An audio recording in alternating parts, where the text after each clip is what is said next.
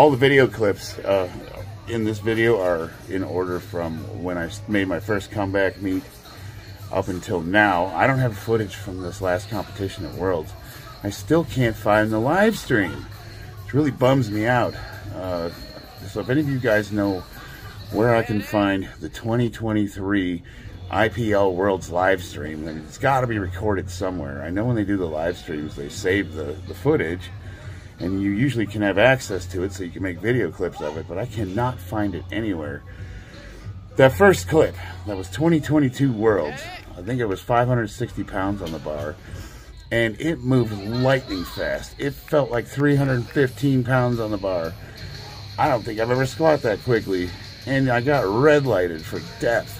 I always go back to that video because it just breaks my heart to watch how easily that weight moved.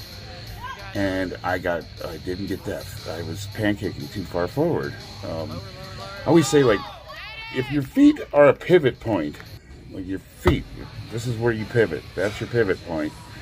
You got your legs. You got your back. So it would be like this. This is your pivot point. The higher the weight is, the more it sinks that back. And the lower the weight is, the more it moves it forward. So if you got your bar too low, for most people, now if you're tall it's different, but for most builds, that farther down on the back you have it, the more it brings you forward. So when you come down, you could be all the way down and your hips will still, because you're tilting forward, your hips are up. But just by moving that weight up a little bit, it sinks you into the squat. So it's an adjustment game.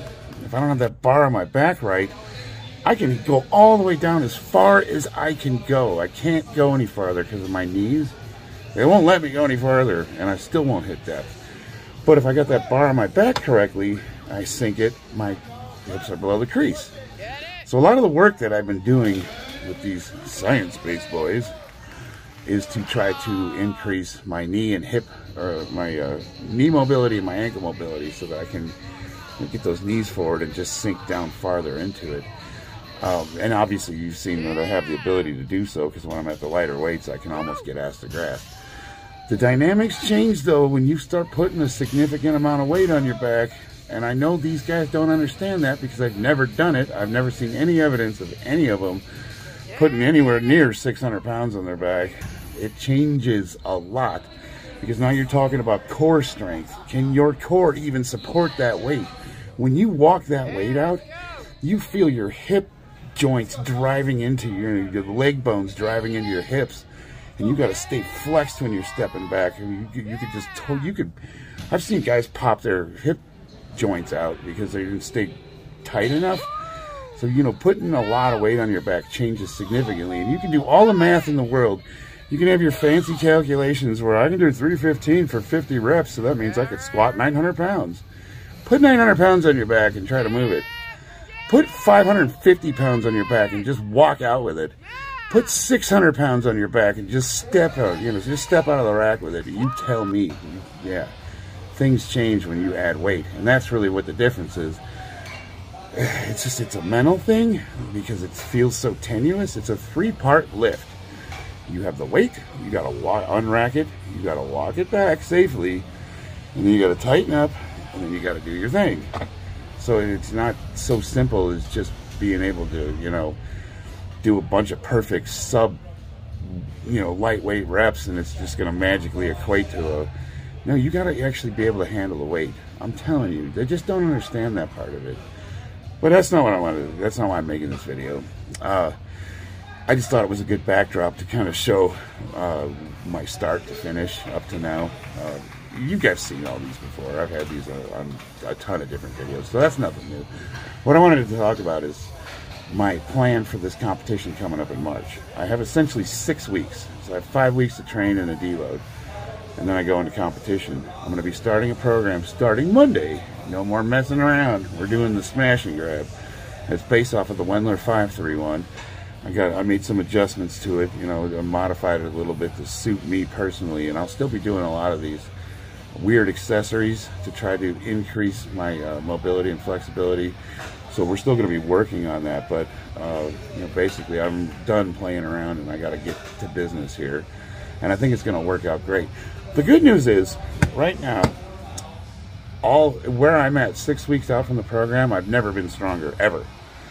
Not only am I healthy, I don't have any like major nagging injuries that are going to, I don't have any cripple issues going into this meet.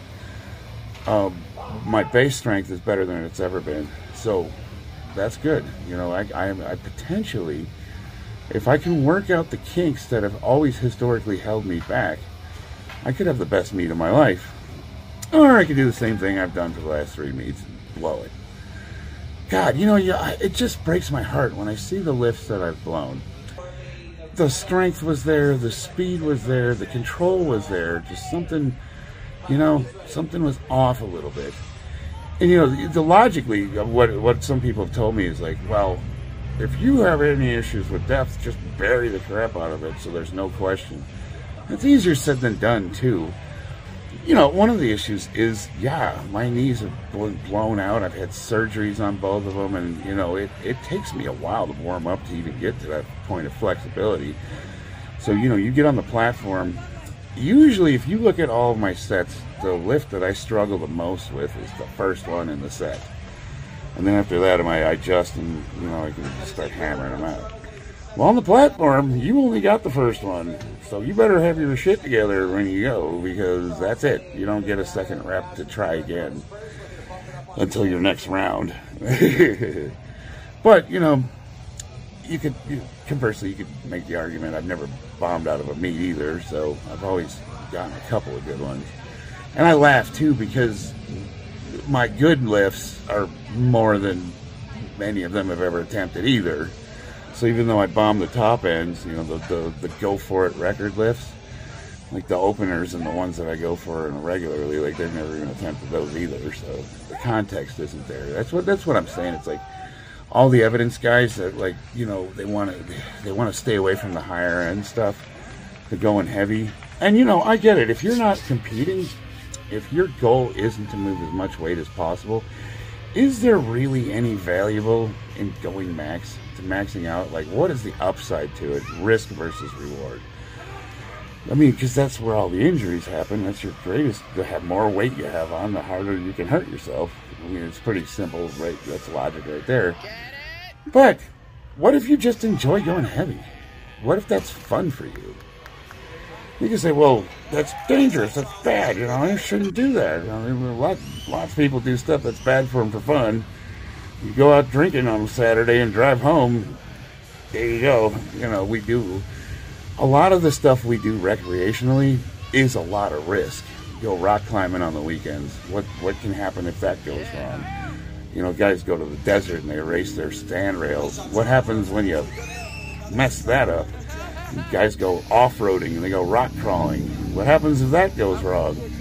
Guys take to do some fighting on the weekends. They go down to Syndicate, throw the gloves on. What happens when that goes wrong?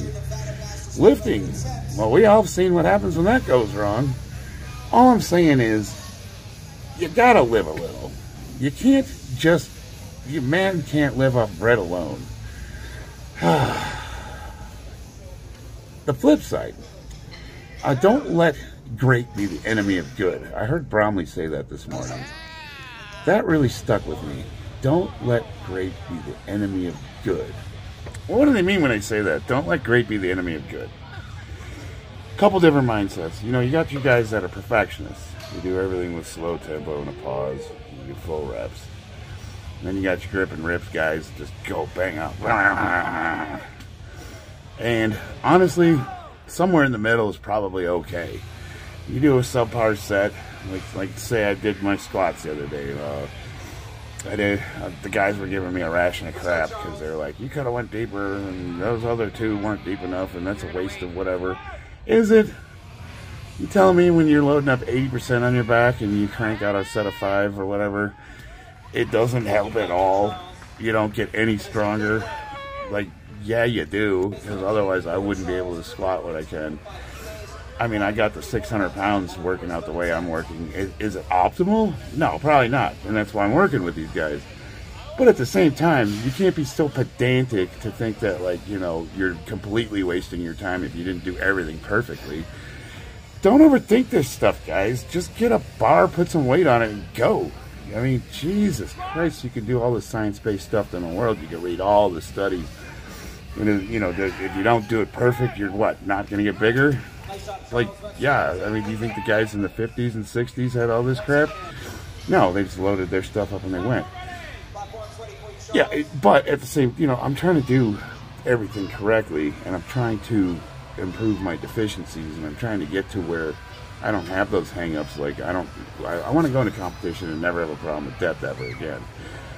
I have more than just, you know, it's more than just mental. There are some physical limitations that I deal with. But there's nothing preventing me from getting depth. Whatever I'm doing wrong, it's like something I got that's, whenever I screw myself up in the head, and I honestly get kind of terrified when I first break the hips and I've got a lot of weight on my back, and I'm feeling compressed and I can't even suck air in because I got a belt on. And I'm like, oh man, I get a little terrified when I'm lowering myself, and I have this mental thing where I just don't go down all the way. And, you know, I'll tell you what happens when you do go down all the way. You get your hips past the crease past the knees, and you could feel all your strength just leaving you when you get to that certain point.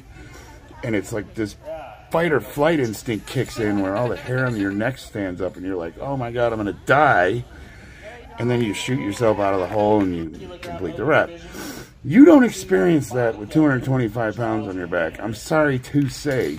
You know, if you've never felt like, Jesus Christ, I'm going to wind up in the hospital in the middle of a lift, then you don't know what heavy is. So you don't have the context. But that being said, it is a totally correctable issue, and I just need to get over it. I need to just go, and that's repetition. Honestly, I think where I'm at, I've been working with the guys. The fact that I can go ass to grass, even with lighter weights on, means that I can do it with heavier weights on. And I just got to build that confidence up. I just got to get over that mental block that I have when I'm going super heavy, and then, you know, I get to the bottom, and it's just, man. I mean, because it really pisses me off. I watched that first clip that I have on this video over and over and over again, and I'm astounded by how fast that went. I mean, it looks like I sped the video up. I moved that weight like it was nothing, and that was the better part of 600 pounds. And I got called for depth, and it breaks my heart every time I watch it, and that's just a constant reminder. It's like, what are you doing, man? Like, you don't lose that much strength if you go another inch or two deeper. You do lose a lot, though. You got to be careful. You're definitely playing a game when you're putting the max on. Guys have often told me, he's like, well, what about the Olympic lifters? Like, what's his name? Lou, you know, and he does a high bar ass to grass squat, like 4 times his body weight. And he pops out of the hole and it springs up. He's like, what about him? You can do him. I'm not him. I'm sorry. That guy's an Olympian. That's like that's what he does for a living. Like, that's it. His job is to weightlift. And if my job was to weightlift, I'd probably be better at it. So, yeah, I mean, you are who you are, where you're at. You work with what you got. And what I got is this. And I'm not that. So you don't want to get caught up in comparing yourself anecdotally to elite level lifters at the top of the world. You know, I'm sorry we're not all, you know, John Hack. You know, my bad. It's like, but that being said, I think we're doing pretty good. You know what I mean? Like, we're in there. We're fighting. We got our dukes up. We're going after it. I think the old man's doing pretty good, all things considered.